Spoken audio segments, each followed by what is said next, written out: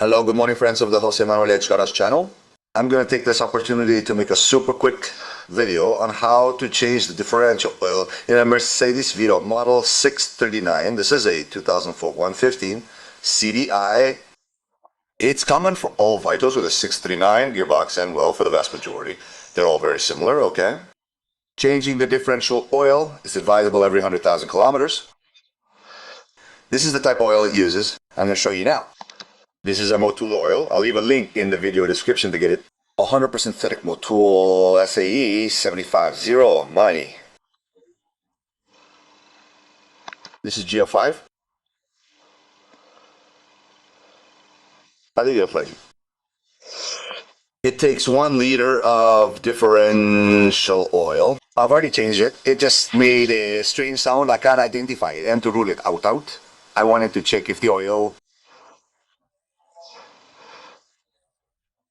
level in the rear differential was adequate, right? So I'll take the opportunity to show you for anyone who's interested, because I haven't seen any videos on YouTube in Spanish about this. I've seen some in English, so I'll take the opportunity to do so.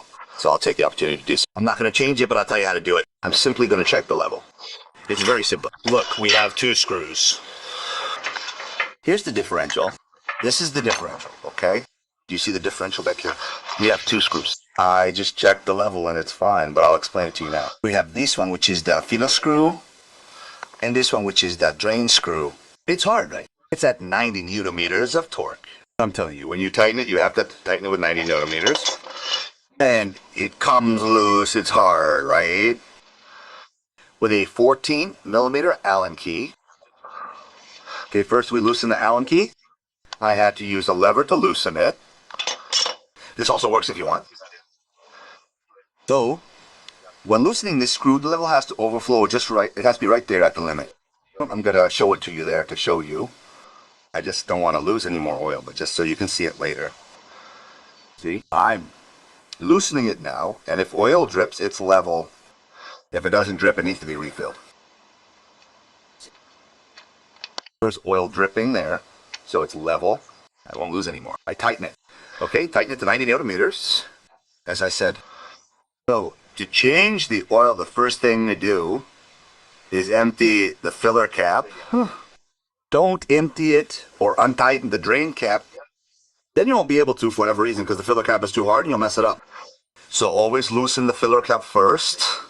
Once you have it loosened, you put a drip tray here so that the oil can drain. Hey, it's 1.5, it's not that much. Once you have this completely removed, we removed this drain pan. Okay, you have to level the van. I raised it from behind because my garage has a little slope. I put a level on it, I'll show it to you. I put a level there on the roof of the van. The front wheels are not raised. The rear ones are raised with jack stands. Then there it is with the jack and a jack stand to secure it. However, in this case, it wouldn't be dangerous. Even if the van were to fall completely, I don't know, I mean, there's no problem.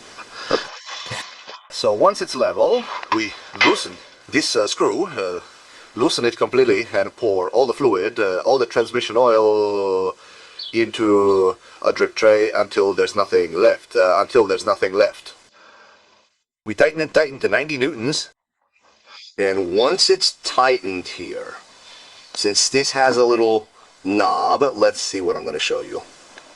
Since this has a little knob, so I know it can be moved, it's very easy to put this little knob in, tip it over. There's space to tip it over and tighten it. If not, you can put it in with a syringe and a rubber band. If not, with an oil pump. There are 1,000 tricks to put it in. So you have to fill it approximately 1.5 liters until, as you can see, it overflows here. And when it overflows here, it's level, we tighten it. And with the torque wrench to 90 newtons, I'm going to use that torque wrench now. I'm going to tighten it to 90 newtons, and it's used both to check the level of the differential oil fluid and to change it in this video. Okay, that's it. It's very easy. Screw to drain. It is emptied. Screw to fill, and the type is also worth $75.85 from what I have seen. Okay?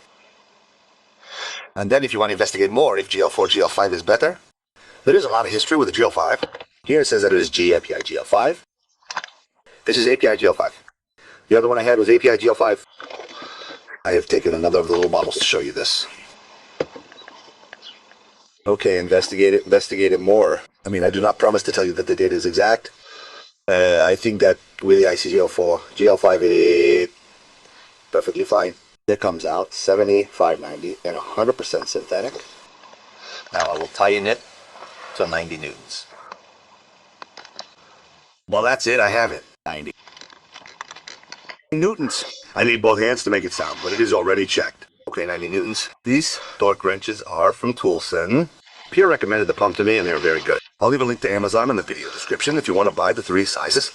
Large, medium, and small ratchet. They're great. And that's it. Well, as you can see, it's very easy to do this every 100,000 kilometers. It's cheap, it's fast, it's simple, and you're always assured that your differential group is in perfect condition with healthy oil. There are many people who say that it never needs changing, but the oil degrades. So every 100,000 kilometers is not a big deal, and you're safe. Okay? Well, I hope this video has been useful to you. See you in the next video. I'm sorry I didn't do exactly what the change is, but come on, the important thing here was to show you, for those of you who've never done it, how it's done, which is very simple.